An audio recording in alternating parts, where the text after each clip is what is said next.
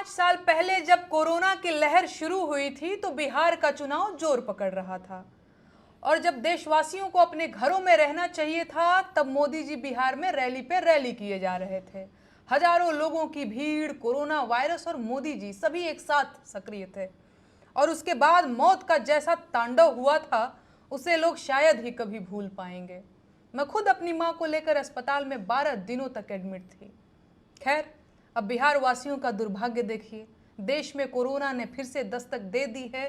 Corona के 1000 से ज्यादा सक्रिय मामले उजागर हो चुके हैं और कुछ मौतें भी हुई हैं। और यही वो वक्त है जब देशवासियों को सबसे ज्यादा सतर्कता की जरूरत है। लेकिन बिहार का चुनाव फिर से जोर पकड़ चुका है और मोदी जी फिर से बिहार में रैली करना शुरू कर चुके हैं और अब वो रुकने वाले नहीं हैं। आज ही बिहार में मेरे घर से कुछ दूरी पर विक्रमगंज में मोदी जी ने रैली की। वहां उन्होंने वही सब बोला जो वो अक्सर बोलते हैं कि दुश्मनों को ढेर कर देंगे, सिंदूर की रक्षा करेंगे, आदि आदि।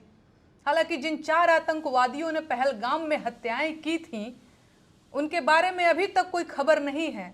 लेकिन मोदी जी तो मोदी जी हैं और वो वचने किम दरिद्रता को आधार बनाकर बात करते हैं। तो आज उन्होंने मंच से बिहार के लिए लगभग 50,000 करोड़ की योजनाओं के वादे किए और बिहार की जनता ने भी मुस्कुराकर उनका स्वागत किया। पर मोदी जी शायद ये नहीं जानते हैं कि अगर बिहार के लोग आपकी बड़ी बड़ी बातों के जवाब में सिर्फ मुस्कुरा रहे हैं तो इसका मतलब ये है कि वो आपके बारे में आपके अनुमान से ज्यादा जान चुके हैं और अब आपको चुप हो जाना चाहिए। लेकिन जो चुप हो जाए वो कैसा मोदी जी? तो वे धारा प्रवाह बोलते रहे और मंच से ही आतंकवादियों की लाशें गिराते रहे। फिर जब धरती खून से लाल हो गई और आतंकवादियों के खून से बने कीचड़ में बिहार वासियों की चप्पल धंसने लगी, लोग फिसल फिसल कर गिरने लगे, तब जाकर उनकी वाणी पर विराम लगा। उसके बाद लोग अपना अपना बिरयानी पैकेट और दिहाड़ी लेकर जलती धूप में नंगे सिर अपने घर वापस लौट गए। सच ये है कि बिहार की जनता को इस चुनावी जन्नत की हकीकत खूब पता है। चुनाव का ये त्योहार हर 5 साल में आता है और वो उसके गुणा गणित को खूब बढ़िया से समझते हैं। देहातों में तो चाय पकौड़ी, कच्चा वोट, मुर्गा दारू, पक्का वोट का हंसी मजाक भी चलता रहता है। एक मार्मिक सच ये है कि आम जनता सरकारों के बनाए मकड़ जाल में दशकों से उलझी हुई है, एक बहुत बड़ी साजिश का शिकार हुई है।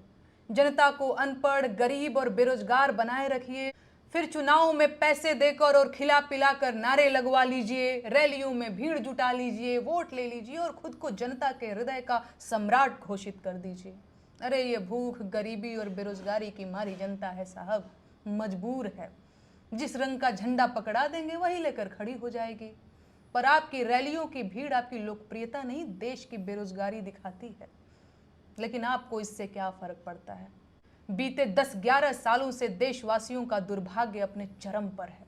इस दौरान देश नोटबंदी, आर्थिक बर्बादी, आतंकवादी हमले, कोरोना महामारी, भगदड़ों और मौतों का लंबा सिलसिला देख चुका है।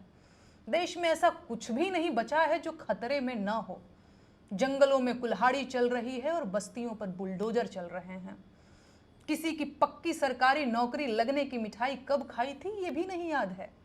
पेंशन से लेकर फौज की भर्ती, सेना की जमीनों तक सब खतरे में है।